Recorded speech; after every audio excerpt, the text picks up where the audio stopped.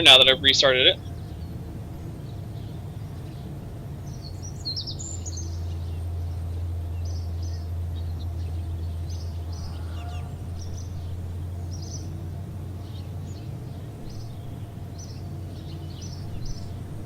So, yeah.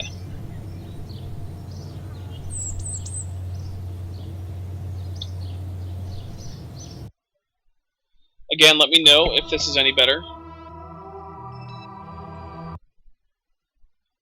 And Ben is now playing faster than light. Ben, don't die.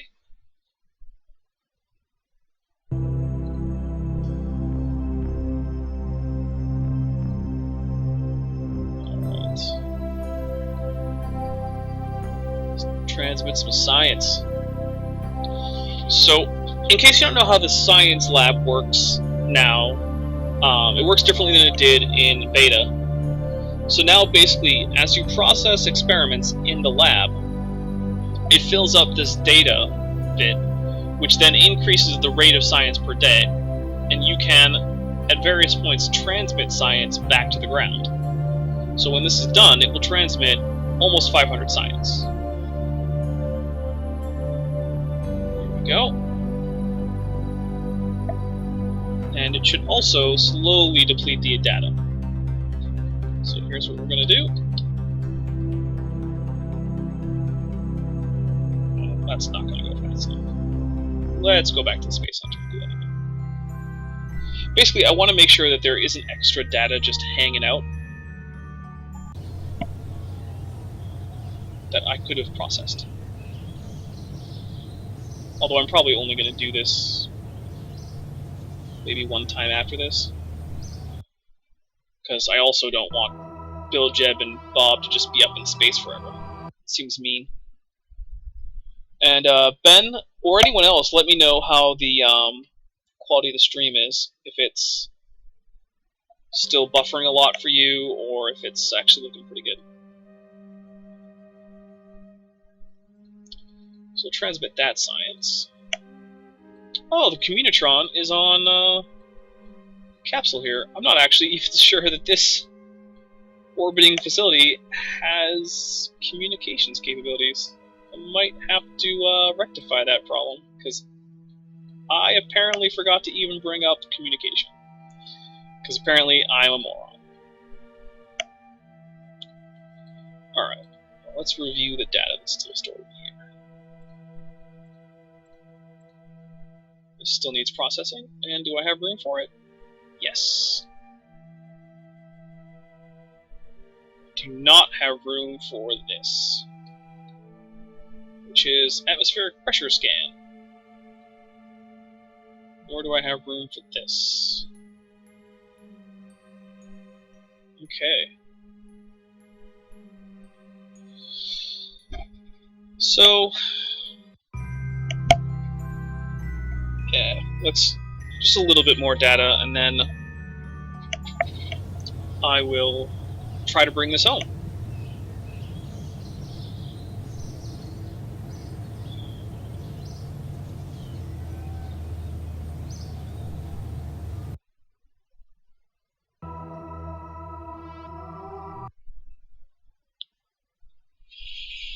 So, hopefully the buffering problem has been fixed. I don't know what the problem was, besides that it was buffering.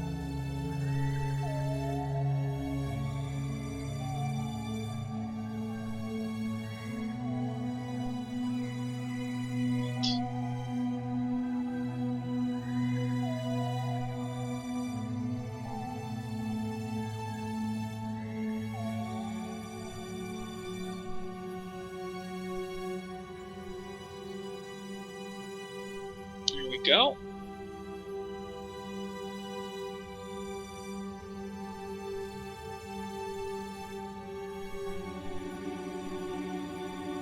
Process that.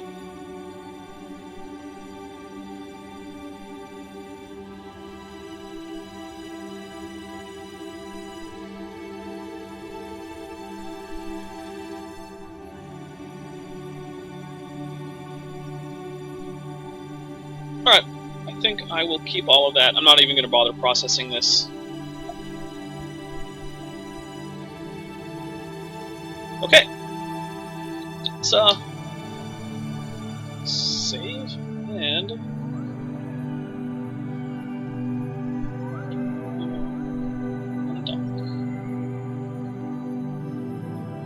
alright.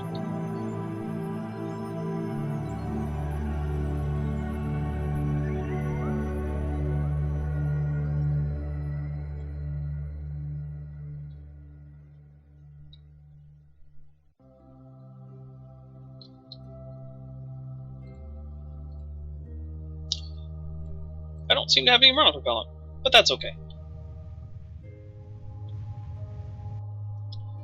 I don't think I'll need any monopropellant for the return trip.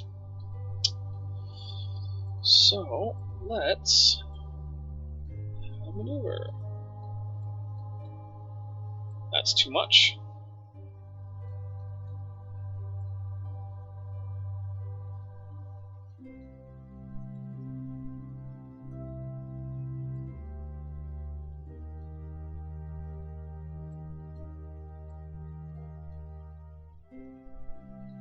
$46 sounds pretty good to me.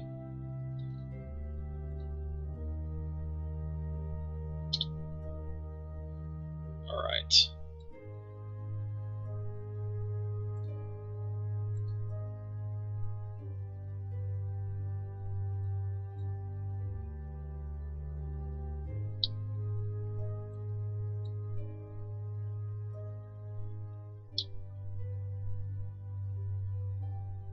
Get to 24 seconds, and then go. 25, 24, whatever.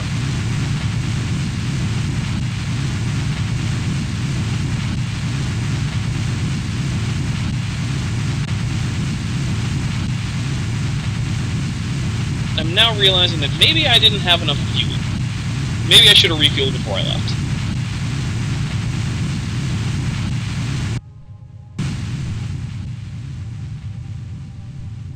Nope, I'm just pointing in the wrong direction.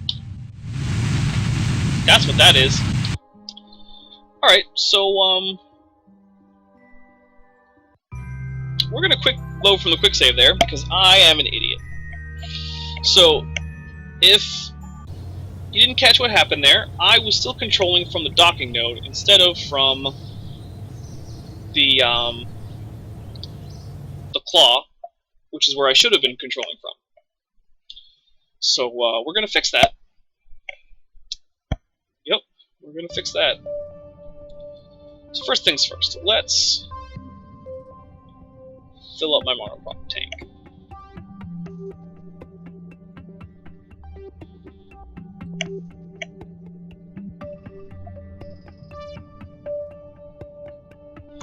Alright, now let's fill up what we can on this tank. Okay, so now I am refueled. Still got to control from here initially.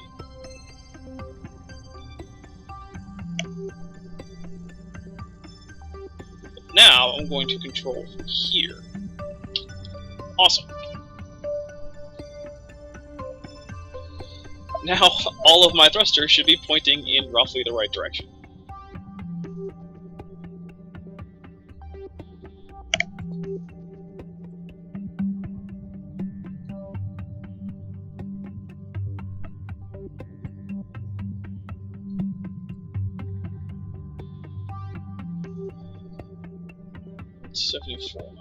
Good. 68. Actually, I think 68 is going to be okay. I'm going to try doing a fair amount of aero braking. So, yeah.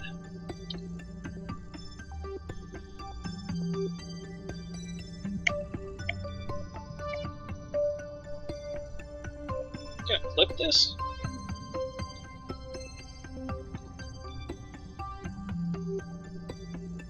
Yeah, it looks like.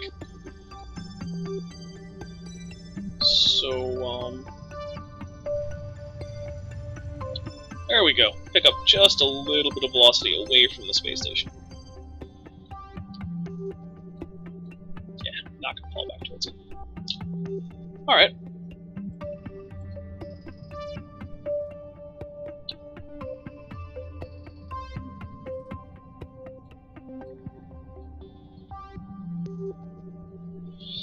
So let's try this again, and I'm going to double check to make sure that I am pointing in the right direction. Yep. Alright, so this should be good. No more wrong direction burn for me. And it's a monoprop propulsion.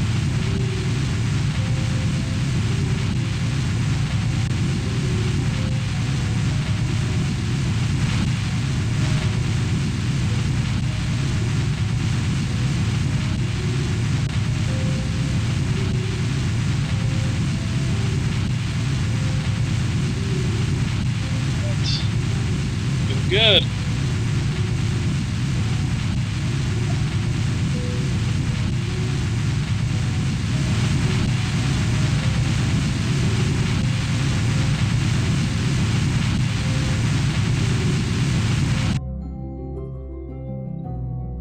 Let's check the map, see what we've got. Periapsis 78. That's not quite enough. So let's... There we go. 53 should do it.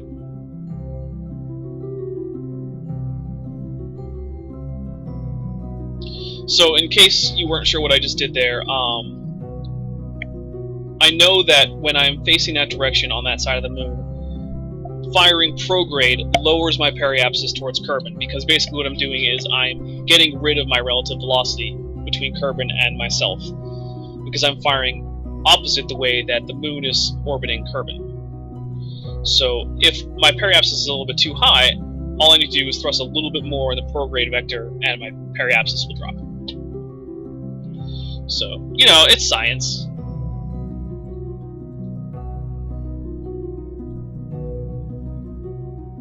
Alright, let's see how we do. So I'm going to be going really fast here, and I think I'm just going to aero brake a little bit.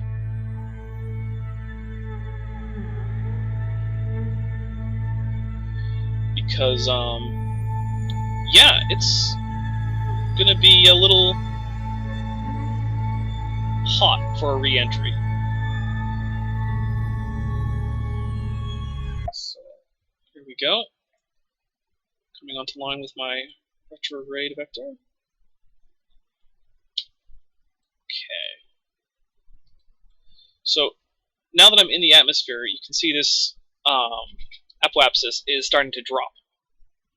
And that's because I'm aero braking.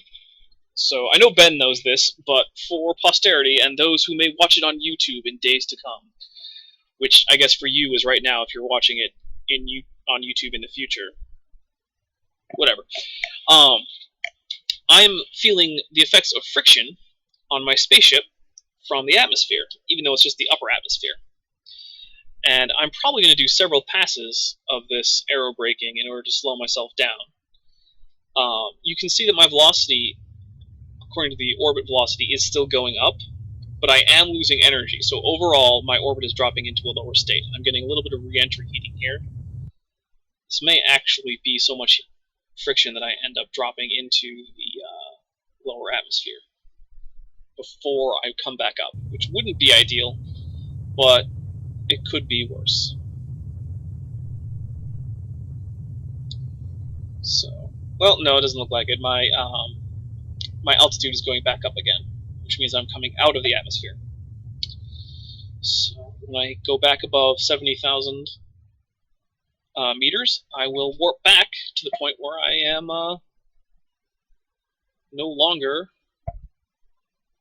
out of the atmosphere again. So I'll just basically warp back to this point. So I can enter the atmosphere again, do it again.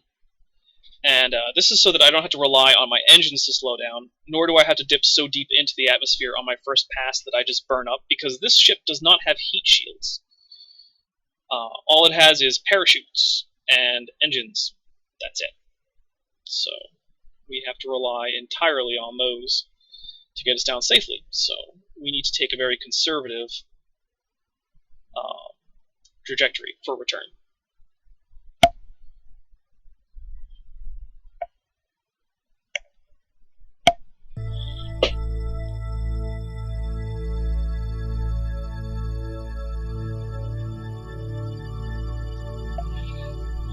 Alright, So now that we are out of the atmosphere, let's warp. There we go. And now we are back in the atmosphere. So let's watch this again. See how much it drops. So if you remember, when I started this aerobraking, this apoapsis was actually slightly outside the orbit of the moon. So we are still dropping considerable amounts of energy as we fly through space, or fly through the atmosphere. Essentially, I'm converting my kinetic energy from my orbit into thermal energy in the atmosphere, which you saw with the heating effects. I should probably put these away. I don't really need them.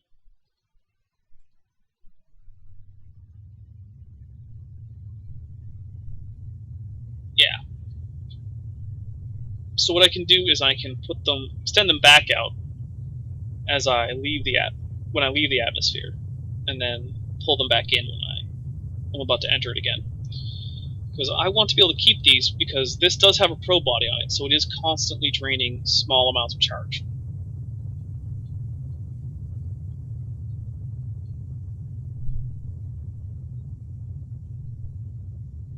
And there we go, already dipping back up out of the atmosphere.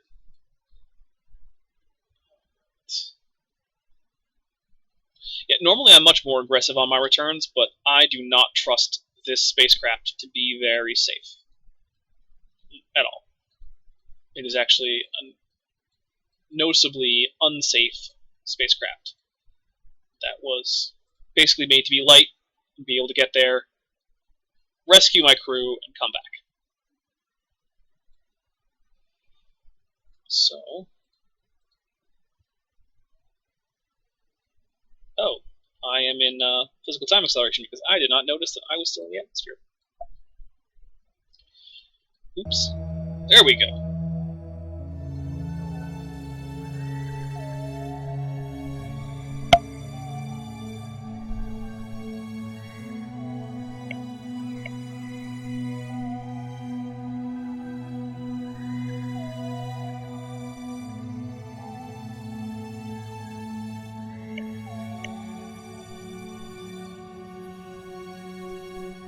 Alright.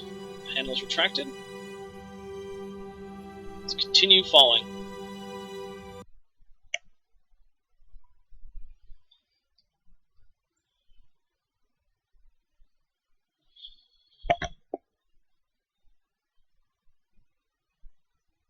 So my periapsis is falling slightly on each pass, and which does mean that technically I'm going to bleed off a little bit more energy, but it's going to be pretty slight.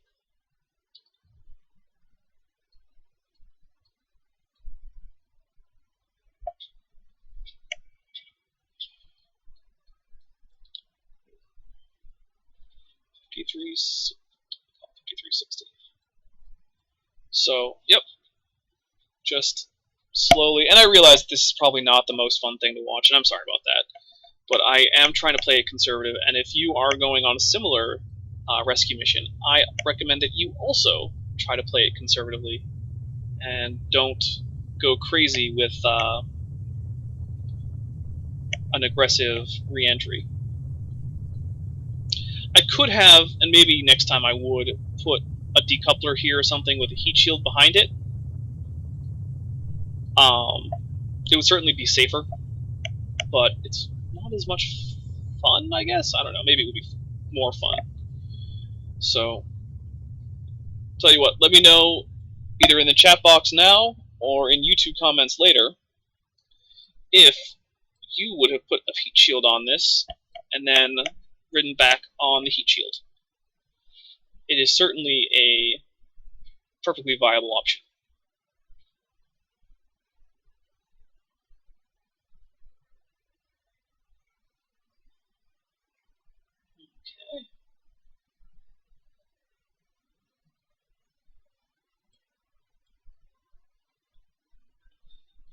Coming right back up out of the atmosphere.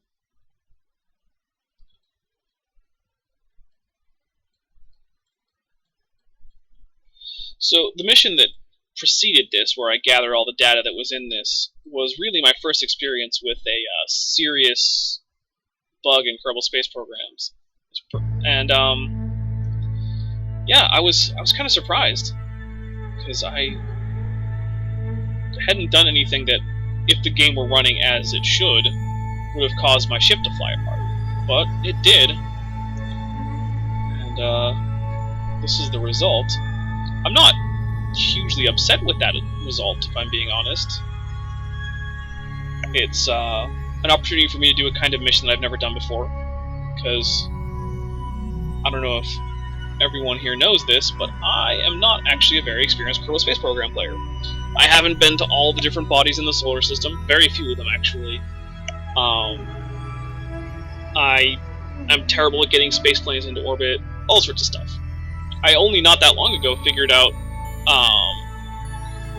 how to actually make all these rendezvous in space that you saw me make earlier. Before, I was just didn't really know how to do that. My first attempt was disastrous. If you'd saw that, or if you'd seen that, you would have thought I was the worst Kerbal Space Program player in the world. It was just terrible. My ship that I was trying to actually come into dock, so, not the ship I was docking with, the docker, I guess, instead of the dockee. Anyway, yeah, it ended up crashing horribly because I left my velocity and everything in orbit mode and never switched to target mode. So there I was, looking at my orbital velocity and firing in all sorts of crazy ways to bring my prograde and retrograde markers onto the target marks while still in orbit mode. And yeah, it was terrible. It didn't work at all. So there's that. And you know what? I am going to actually do a little bit of burning here, because I think we've let off enough energy. I feel comfortable doing some burning.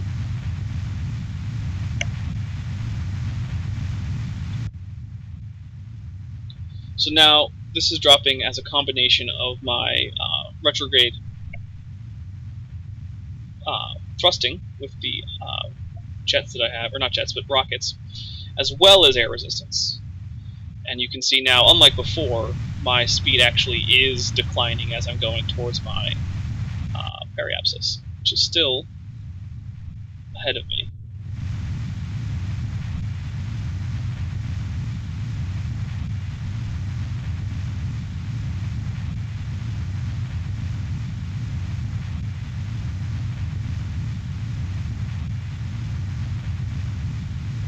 Alright. So, past the periapsis. And now that dropped my apoapsis a lot. So, let's get rid of some monopropellant. I want this to be lighter rather than heavier when it lands, assuming that it lands safely. So I might as well get rid of that monopropellant fuel. Plus I can make more with my ISRU. So, here we are coming back up. So I'm not going to waste the monopropellant on that upward leg of the journey. I'm going to use it again when I come back, because I shouldn't need more than...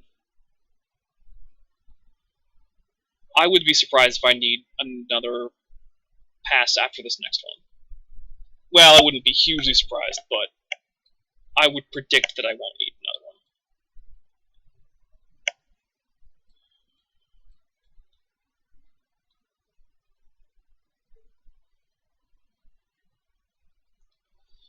Okay, coming out of the atmosphere, let's extend the solar panels again.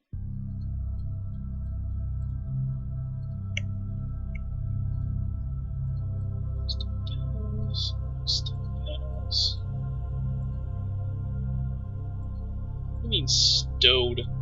Why are you stowed? Whatever. I don't know.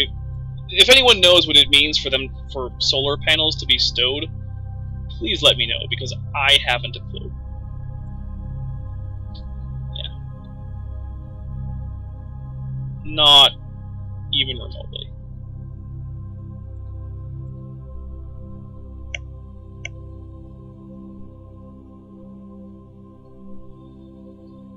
I've never had that happen before. So yeah, as you can tell, I'm not exactly a expert at this game. Yeah, now it's extending.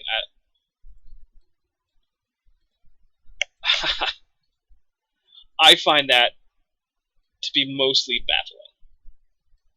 Not a clue what's going on there. But whatever, let's fire away with our monopropellant and bring this apoapsis down. If we can get it below 70,000 kilometers, then we are definitely not coming back into space. So hopefully that'll happen. And yeah, I don't know what it means for the solar panels to be stowed. I mean, I know what stowed means. I was in the Navy. It's not hard to figure out what that word means, but I just don't know how it applies to this. Come on, apoapsis. I think I was being overly optimistic when I thought this might be one of my last passes. Oh well.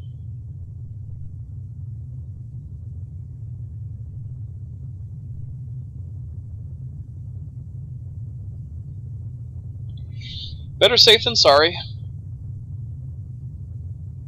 And I've still not heard from Ben as to whether or not restarting the stream helped. I did type it into the chat box, so maybe he is paying attention to something else at the moment, which I wouldn't blame him for. This is not exactly riveting internet television.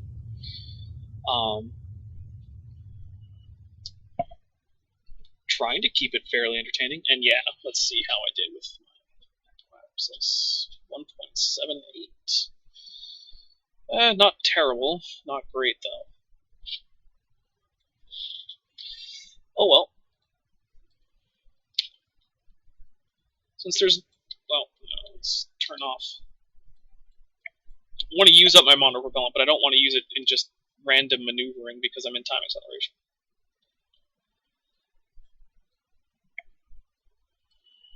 So, physical time acceleration, obviously very dangerous, but this craft is fairly simple, and it's being affected by very little. So, I don't feel too bad using it a bit. So let's see if, once again, my panels are stowed. Nope. Nope. Nope. Apparently that's just a thing that happens every once in a while. Oh, your panels are stowed. Apparently you're in high seas or something. I don't know.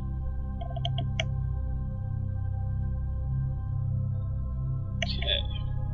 These panels back in. Leaving the panels out would give me extra drag until they broke. So.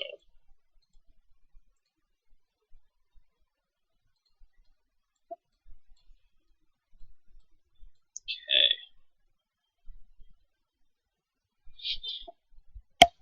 Turn RCS back on. And fire using the H key. Let's see how we do. Okay.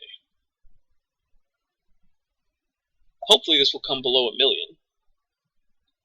That would be really nice.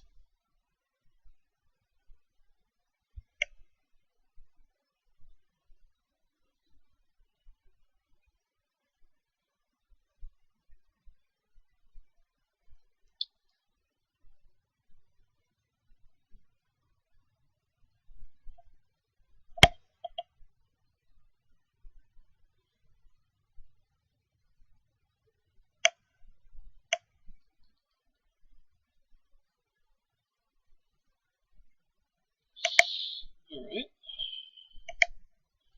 Oh.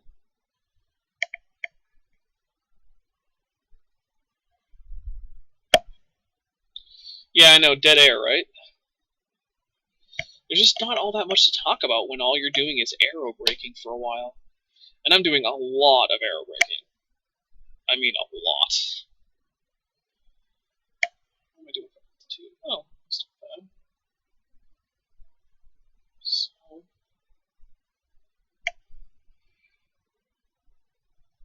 It's gonna come below 1 million? Probably not. Although I did notice that my periapsis had dropped below 52 kilometers. So the lower into the atmosphere it goes, the more energy I'm going to bleed off. So that's always a plus. And, yeah, coming back up, so let's save some of that monopropellant. Actually, let's warp to here. So, actually, let's not warp to here until I'm out of the atmosphere. One thing I'm going to do there is I'm actually going to drop my periapsis down a little bit. Because I think I've let off... Well, okay. We'll quick save, and then we'll do that. Because now, at that point, I can either bring my periapsis back up into a more normal, or, well, just above 70 kilometers, in case this goes terribly and I can't really land from here, which I don't expect. But I'm also going to try bringing my periapsis down to like, I don't know, 40,000 meters, just to see if I can get down a little bit quicker, because this is starting to get a little bit tedious, even for me who's sitting here playing the game. So let's warp to my apoapsis. I do kind of like the space music though. It does kind of make you feel like you're on a voyage amongst the stars. Even though you do not go into interstellar space by any stretch of the imagination in Kerbal Space Program. I mean, you could, but there's nothing out there, and it would take forever. Okay. So we have to be careful here.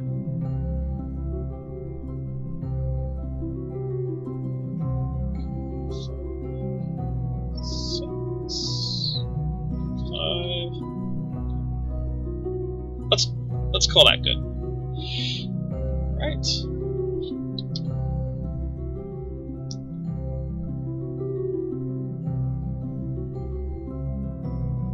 I just want to drop this apoapsis down. Get it down into the, 69,000 meter range. Well, I was almost going to say 69,000 kilometers. And I wish the game were a little bit more consistent about whether or not it was going to measure distances in meters or kilometers, because sometimes I make those decimal point errors, because distances that I would measure in kilometers, if I were the one telling you how far away things were, like in this case, 60 kilometers, well, that's a distance that I would report in kilometers, not 60,000 meters. That's just weird. But, yeah, the game seems very inconsistent about that. Like, when it's reporting separation and encounters, you're setting some orbiting body as your target, it tends to report them in kilometers. But when you're looking at your periapsis and apoapsis, it reports them in meters. And, I don't know, I just don't like the inconsistency. So this is probably going to be the last of my monopropellant. And let's see how my apoapsis is doing. Well under 1 million. And still falling as I fall towards the surface. My speed is going down, which means I'm making fairly efficient use of this. Here we go. Got some heating coming in. Just start really dropping my speed.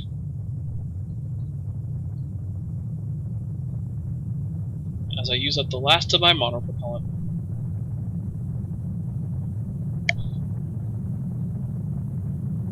And there it is, all gone. Alright, turn off those temperature gauges, because as far as I know, there is still, to this day, a memory leak in Kerbal Space Program with the temperature gauges. So normally I'd watch the re-entry pretty closely, but I really want to see this apoapsis drop. So I'm going to kind of tab back and forth. And I say tab back and forth, except that the hotkey is actually M and not tab, but... Ooh, look at that. I don't know if that's a shadow, or if it's like a burnt effect, because I have seen burnt effects in this game. I'm hoping it's just a shadow.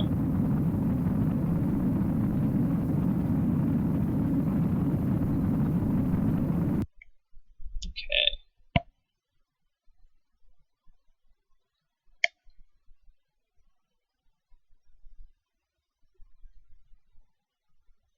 So if I start seeing my velocity pick back up again, I know I'm probably not coming, or probably not going to be able to return on this run. I'll have to swing back around again.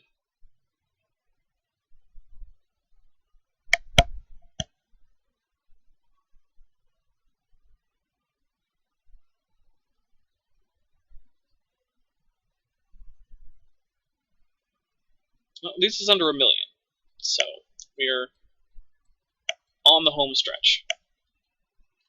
After 6 days in space, which I'll have to review the video. I don't know if that's 6 days from separating from the space station, because I'm pretty sure I spent quite a few days since I launched this rescue craft doing things like waiting for science to accumulate in the science lab so I could process more data.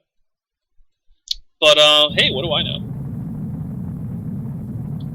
I'm just some guy who can't seem to get a spaceship back to Kerbin. What's my altitude? 46. Alright, so I'm climbing back up. That's less than ideal, but not unexpected. At least the heating effects are going away. And yeah, it looks like it was just a shadow, which is good.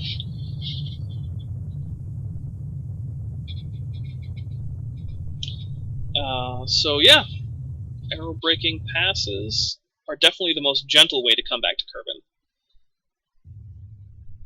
Although, they are also one of the most boring. It's kind of fun the first time you do it because it's new and exciting, and I don't know.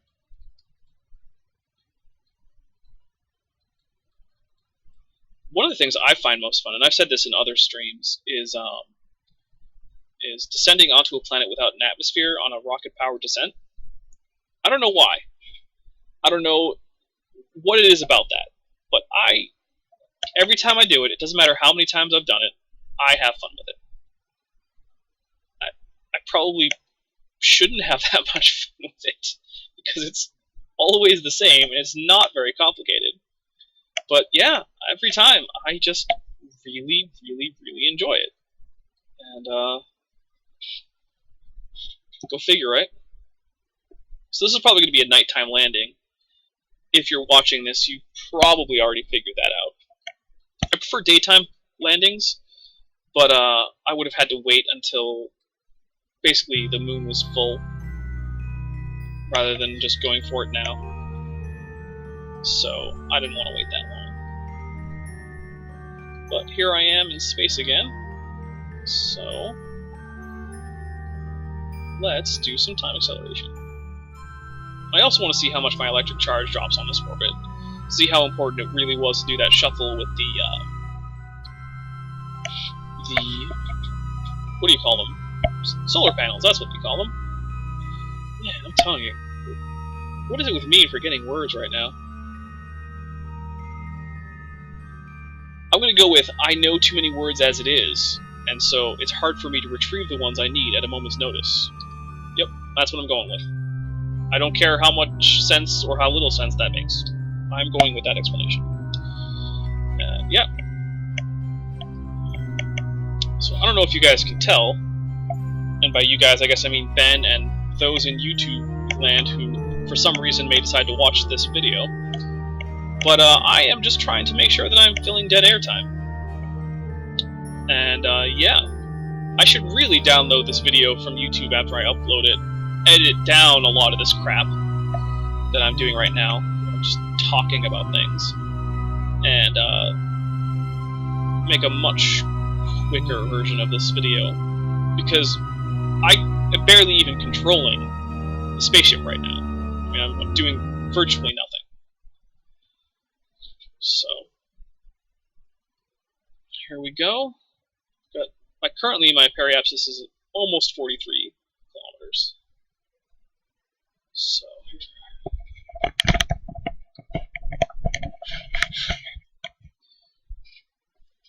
another thing is there such a thing as comfortable headphones? Because I have never worn any that were comfortable in the long term. I mean, they're comfortable for, you know, a little bit, but then as I start to get to periods like an hour or so, So, you know, if like I'm using headphones to watch a movie or to do something like this, like stream, so that you can't hear my computer through my microphone, yeah, my ears start to ache. And I don't know if I've ever had headphones. I can't remember ever having headphones that didn't do that. Is that something that happens to everyone? Like, do you guys feel like your ears start aching after a while of using headphones? Let me know either in the chat box or in the comments if you're watching this on YouTube. And now I realize that I've asked for like 5 or 6 different kinds of comments, so I don't know. You can combine them into one comment. Although, to be honest, I don't know if I'd read a comment that long because, well, I'm lazy. But you can also leave multiple comments or just answer one or whatever, however many of these questions that I've asked that you would like to ask or answer. But, yep. I've got my Apple Apps is dropping down. How am I doing? Yep, starting to burn up. So I think if this blows up, I'm going to call the stream, and then I will try to fix it later and upload that as just an edited video to YouTube. Because I'll be honest, I'm guessing that if you're watching this, you're probably getting a little tired of arrow breaking, and watching me arrow break, and listening to me talk about arrow breaking, and say the word arrow break. Because I should probably put a counter for how many times I've said that word on this video. It's probably like, I don't know, 40. But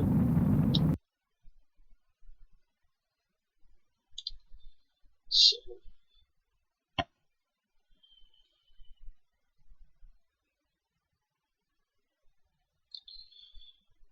alright, dropping down pretty fast now. So we should drop down a little bit faster. But then again, I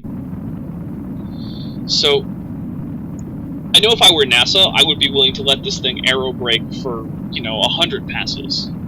Because the key is don't let the astronauts die, right? Although their track record with that is actually not super great. But anyway, when you're playing the game, though, it's kind of a balancing act, not between safety and, well, basically safety is your main concern, and also just accomplishing the mission. But you also have this whole tedium aspect, because while this game is a lot of fun, especially... Oh, I don't care. Sorry about that. I'm using, yeah, remove, fine. Okay. I'm using not window capture, but screen capture, because last time I used window capture with Kerbal Space Program, it didn't work very well. So you get to see this... Yeah, okay. I'm getting to see my antivirus do something or another. Because, yeah, I'm not always super careful about where I go on the internet. You know, because I won't say that I torrent illegal movies or things like that, but, you know, when I'm legally torrenting a movie that I already own, for instance, say, Star Wars, because I own a copy of Star Wars, it's just on a DVD, and sometimes I don't want to have to grab my DVD. Yeah, you never know, there might be something in there that I might not have caught initially. So, well, I do wish there were a setting for most programs like that was just like, never ever disturb me if I have anything in full screen mode. But I don't know that I've ever seen that setting on a computer. I don't think it exists. Hey, there's another thing that you can tell me in the comments, or the chat box, as if I hadn't already asked enough things. Is there a setting for my Windows machine where I can make it so that no matter what, my full screen window stays full screen? I mean, barring things like blue screen of death or something like that that's going to actually break my computer. So yeah, let me know. And now I'm kind of curious to see how many answers I'll get to this. But, I think... Well, I'm starting to slowly go up, but I don't know that I'm actually going up at a fast enough rate that I will escape back into space. I think I'll go back into space for a moment, but this could actually be it. Which, of course, is something I've said before, so don't get me wrong. And also, don't feel like you have to lurk in the chat box. Feel free to say things to me, because I'm sure that my banter would be more interesting if people talked. As it is, I imagine that because no one is asking me questions or saying anything to me, I am really, really boring. So, yeah. Alright, still coming up. My speed is still dropping. My apoapsis is still dropping, although not below 70 yet. And yeah, I'm out of the heating area, so I don't think I'm going to come back into... Yeah, no, I'm going back into space. But only for a little bit. So... only for a little bit.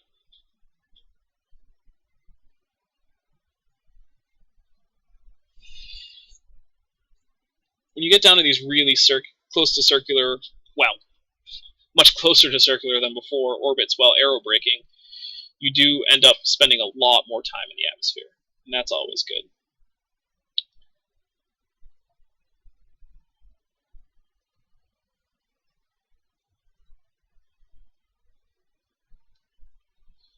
So, one thing that's interesting is you've probably heard of terminal velocity, but not everyone really seems to know what that is. So terminal velocity is the speed that a body will reach where it stops accelerating towards the ground because of air resistance. So for instance, if you're on the moon, there is no terminal velocity. Whereas on Earth, your terminal velocity is a factor of a combination of your weight, your shape, and also how far into the atmosphere you are. So as you dip into the atmosphere and it gets thicker, your terminal velocity will start to go down. So one thing that means then is if you are decelerating while falling without actually applying any thrust of your own, so you're not running on jets or rockets or anything. If you're just falling kind of like a stone, and you are decelerating as that happens, it means you're going faster than your terminal velocity. So you'll notice this in Kerbal Space Program, where you will go slower up until a certain point, and then air does not seem to be able to slow you down much anymore. That's because you've reached your local terminal velocity. So, a little bit of physics for you. That's one of the things I kind of like about Kerbal Space Program, is there's actually a lot of physics to learn in this game. It's not just, oh, hey, let's go to space. Not that I have anything against a game that's just, hey, let's go to space, because, I mean, I love space games. But I do like that there are a lot of various scientific principles that you can demonstrate with Kerbal Space Program, and not even ones that are just based on space. You can just do regular old Newtonian physics, you can look at ballistic trajectories, some of the more simple aspects of aerodynamics. There's a lot to be said for this game as an educational platform, and I believe that the developers are actually developing an educational version of the game. I don't know how close that is to being completed. I don't know what their timetable is for it, but yeah, if you know any educators who do science education, you should let them know, especially if they're doing physical sciences or astronomy. Because,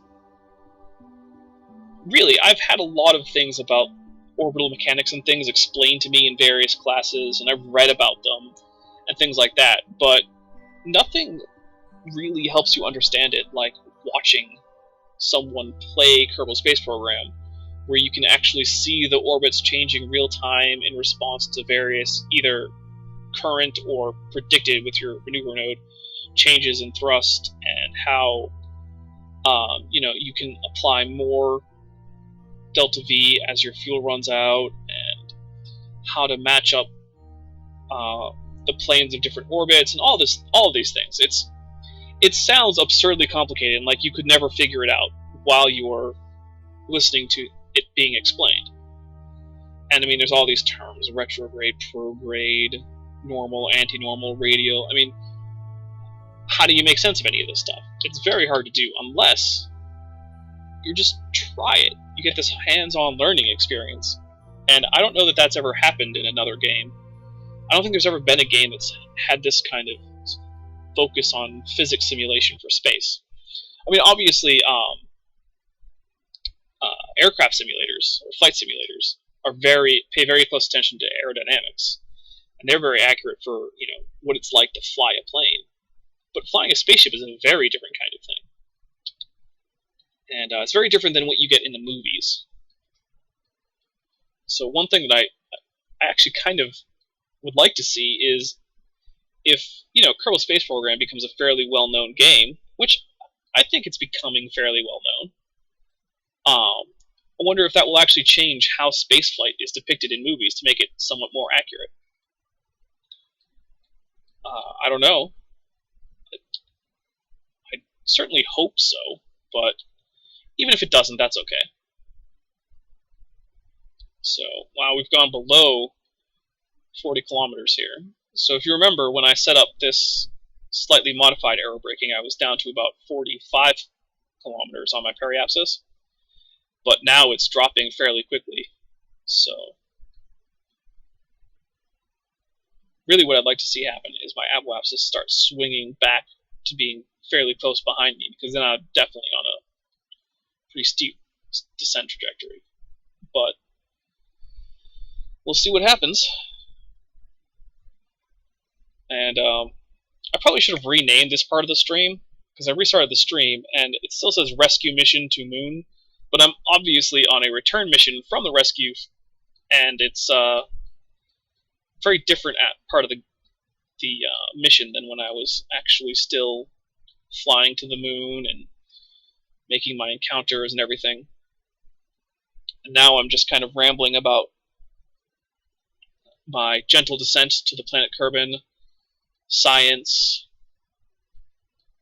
If this takes much longer, horrible things might happen, like I might start talking about politics or religion or something, which, in my experience, almost never bears fruit.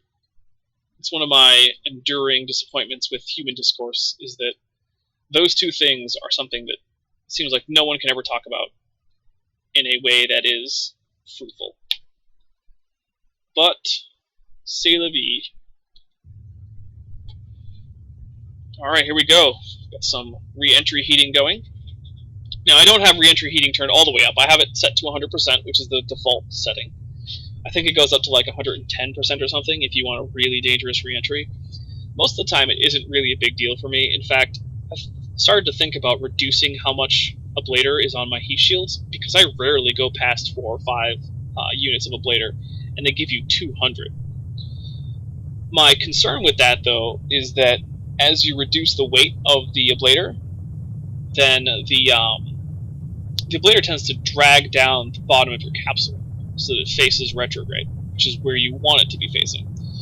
But as that weight goes away, I'm worried that I'll end up flipping over so that my capsule is facing nose first into the airstream, where the ablator isn't going to help. So I think what I'll do is I'll probably experiment with that at some point, probably in a sandbox game like this, because I am I'm curious to see if I can get away with less of it. Alright, so my apoapsis is definitely swinging behind me. So because it's getting closer to me in my orbit, I'm pretty sure that it's not going to be swinging back out of the atmosphere. It's going to drop below 70,000.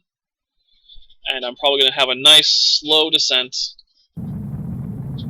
where I hopefully don't burn up, and where hopefully Bill and Jeb and Bob all come back safely, and everyone is happy.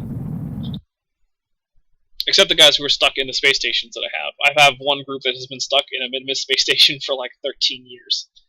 And I cannot imagine that they're happy about that. There we go. So the apoapsis is below 70,000. It is official. I am not coming back out of the atmosphere. I will be returning to Kerbin. And now I just need to make sure that my speed drops low enough. And when it drops low enough, I will deploy my drogue chutes, which will slow me down considerably since there are 8 of them.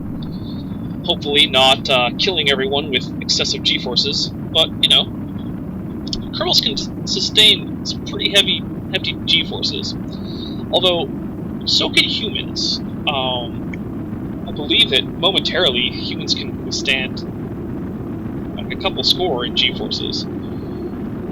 Sustained, they cannot do that, obviously. But yes, stunt pilots and also people who survived serious aircraft or even spaceship crashes experience some pretty ridiculous G-forces and come out not unscathed, but not dead either. So right now the G-force here is pretty weak. I am at looks like a third or so of a G. Wish the mouse over and let it tell you. Nope, doesn't tell you. It'd be nice if you could like mouse over and get a digital readout, but what can I say? Those Kerbals, they are an analog a bunch. Even the too hot thermometer, while it will give you a number that is technically a digital readout, yep, if you look at it, it's an analog thing. So I think the Kerbals have a definite preference for analog. But yep, this descent is going pretty well. I'm coming up closer to 2/3 of a G now. So as I drop into the atmosphere, and there I get flipped around. That's not great. So that is one of the things I was worried about. I'm probably just going to turn it on, see if I can get back into a stable configuration without SAS. That is not great. So now all the seating is on the capsule, and I'm going up to 2-ish Gs. This might be burn up for the capsule. This could be disaster. I'm not sure how I would fix that.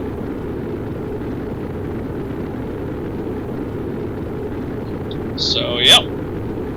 Wish me luck, there, chat room. You're watching this on YouTube? Well, it has already happened. The outcome of this descent is already set in stone, and nothing you can do will change that. But yeah, the capsule, it hasn't burned up, and I'm about to come out of heating. To slow down. So that has worked surprisingly well. Wow. I thought the flipping over could have been the beginning of the end. But nope. Not the beginning of the end. There go my drogue chutes. Yeah, you can see that G-force meter popped up quite a bit at that point. And so drogue chutes, I know that some people are confused about what the point of a drogue chute is. So drogue chutes are chutes that can deploy much faster than regular chutes are. I've deployed drogue chutes safely at 700 meters per second, which is, around Mach 3, and had them be just fine. They have a higher drag when they are not fully deployed, so in this state here, than regular chutes do. But they also have a lower drag when fully deployed than regular chutes do. So what you do with them is you use them when you're coming in fairly fast and you want to really slow down. So, but you shouldn't really try to land on them because they have that relatively low drag once fully deployed. And so like I was saying earlier, your parachutes are basically just changing your terminal velocity to something that's very low. Just like I was going faster than my terminal velocity before because was slowing down, that's still what's happening. My ship is still going significantly faster than its current terminal velocity, which is why the air is slowing me down. And there go my drogue chutes fully deploying. And pretty soon, well, I say pretty soon, but not that soon actually, my main chutes will deploy, and there's far fewer of them, you can tell. I basically really wanted to make sure that I slowed down very effectively with my drogue chutes. And yeah, this part of the re-entry, or touchdown, has been designed, maybe over-engineered for safety. But that's okay. That is okay. We are descending downwards. So let's do a little bit of time acceleration here. There we go, deployment of the main chutes. Let's see what we get our speed down to. 7.8? Well, we'll call it 7.7. It seems to be going back and forth a little bit. but that's okay. And actually, you know what? I think we can open this bay and get a little bit more drag. Yeah, it's now coming down to 7.6-ish. So there's a little tip. Open up a service bay, and you get slightly more drag. Not much, but you know what? If you're near the edge between where you think it's safe, and you don't think that the bay will blow apart, go for it. Open up that service bay. So this design really doesn't need a service bay. I really use it because it would keep...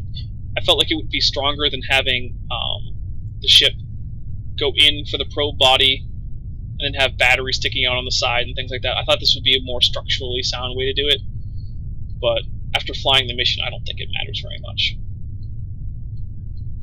And my friend Ben is now playing Universe Sandbox. I did not know he even had that. I have the first version. I hear the second version is out now.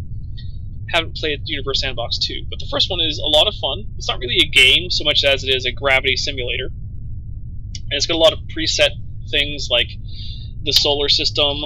It's got several solar systems. One with basically just the planets and the major moons. And then one that has like all the satellites and all the tiny little moons and everything like that. It's got the collision that's coming in a few billion years between the Andromeda and Milky Way galaxies. You can design your own solar system. It's pretty cool. But, yep, if you like space games, and you like simulations, you might as well give that one a try. And here we go. We're touched down. Let's see if this is something we haven't had a crew for. Oh, Highlands, yeah. We've got everything from the Highlands. Alright, let's recover this vessel.